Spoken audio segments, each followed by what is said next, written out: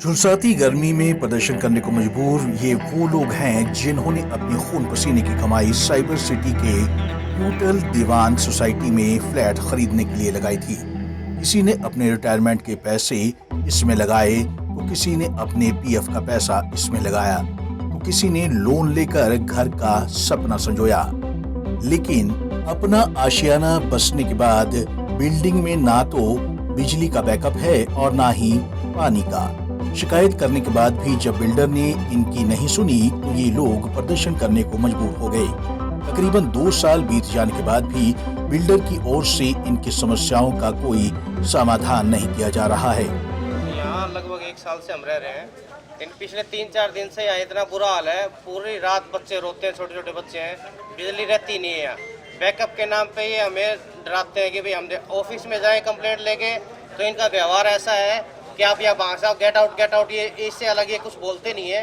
और अभी भी फैसिलिटी के हम अपनी आवाज़ उठाने हैं तो इनका फैसिलिटी मैनेजमेंट का बंदा यहाँ ऑफिस छोड़ के भाग गया है। सबसे पहले तो यहाँ पर जो पानी की और बिजली की दिक्कत है, हम लोग बड़े लोग हैं, सर्वाइव कर सकते हैं, मगर यहाँ पर सोसाइटी में ऐसी भी फैमिली जिनके बहुत छोटे छोटे बच्चे हैं, वो रात भर रोते रहते हैं because of this electricity issue and water supply. पानी के लिए भी पानी जब चाहे वो नहीं आता है, उसके लिए कॉल पे कॉल करो। और इनकी इतनी बदतमीजी है बात करने की, बिहेवियरल इशू तो इनका है ही। दूसरा ये जो फैसिलिटी इलेक्ट्रिसिटी इशू और वाटर सप्लाई इशू हो रहा है, ये continuously from 4 days we are facing this issue. और इनको बोलने पर इनके पास इतना टाइम नहीं है कि ये चेक भी कर सके कि क्या इशू हो रहा है, क्यों इशू हो रहा है। सबसे पहले ये लोड बैलेंसिंग गलत है।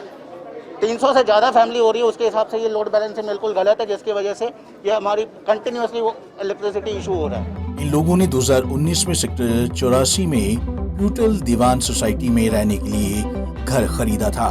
सोसाइटी में ना तो जनरेटर की कोई व्यवस्था है और ना ही पानी की, तो वहीं बिजली जाने पर सोसाइटी के लोग अंधेरे में रहने को मजबूर है। जून माह में पड़ रही गर्मी ने तो लोगों का बुरा हाल कर दिया है। साथ ही बिजली जाने पर कोई बैकअप न होने से पेयजल की समस्या खड़ी हो गई है। यहाँ पे हमें 1 साल से ऊपर हो चुका है रहते हुए। पिछली साल भी हमारी यही दिक्कत थी, कभी मीटर फूकता था, कभी ट्रांसफार्मर, कभी कुछ। 40 दिन बिना बिजली के रहे हैं हम डीजी पे यहाँ पे पिछले साल, और आज भी वही दिक्कत है। 1 साल से कोई डिफरेंस नहीं हुआ, सेम स्थिति है। पानी डेली का जाता है, कभी फ्लश में नहीं आता, कभी टंकी में नहीं आता। बिजली का 3 दिन से हम रो रहे हैं यहाँ पे लिटरली। यहाँ पे लेडीज बच्चे रात को घूमते रहते हैं बेचारे। कंप्लेन करते हैं तो धमकियाँ मिलने लगती है। कंप्लेन करते हैं तो धमकियाँ मिलती हैं। हम परेशान हैं सर। हम हाथ जोड़ के प्रार्थना कर रहे हैं कि जो भी कंसर्न पर्सन है वो हमारी समस्याओं को सुने और हमारी समस्याओं का समाधान करें। हमने डिफरेंट प्लेटफॉर्म पे अपना कंसर्न रेज किया था, DTCP, STP सब जगह रेज किया था। तो हमारी कुछ ज़्यादा मांगे नहीं हैं, इवन कि हमने इनसे एडिशनल कोई मांग नहीं डिमांड किया हुआ है।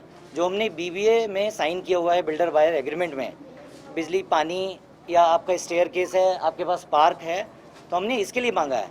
आज हमारे पास सुरक्षा के नाम पे हमसे मेंटेनेंस तो लिया जाता है, लेकिन सुरक्षा के नाम पे 8 टावर में से सिर्फ 4 गार्ड रहते हैं। हमारे यहाँ कल को कोई मिसहैपनिंग होगा, गवर्नमेंट से और प्रशासन से मेरी निवेदन है कि उसकी जिम्मेदारी किसकी तय की जाएगी, ये हमें बता दिया जाए। ठीक है, आगे आप अपनी मांगों को लेकर कहाँ जाने वाले हैं और क्या करने वाले हैं? आगे हम अपनी मांगों को लेकर के फिर से सारे प्लेटफॉर्म पे जाएंगे। DTCP, STP, CMO हरियाणा सबके पास जाएंगे।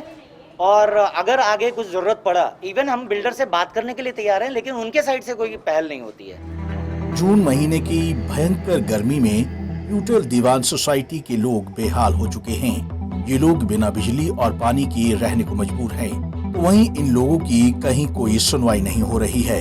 हालांकि हरियाणा सरकार ने प्रदेश भर में बिल्डरों की तानाशाही, लापरवाही और धोखाधड़ी से सताए गए लोगों के लिए रेरा का गठन किया गया था, लेकिन उनकी समस्या सुनने वाला कोई नहीं है। ऐसे में ये लोग इंसाफ मांगने जाएं तो जाए कहां?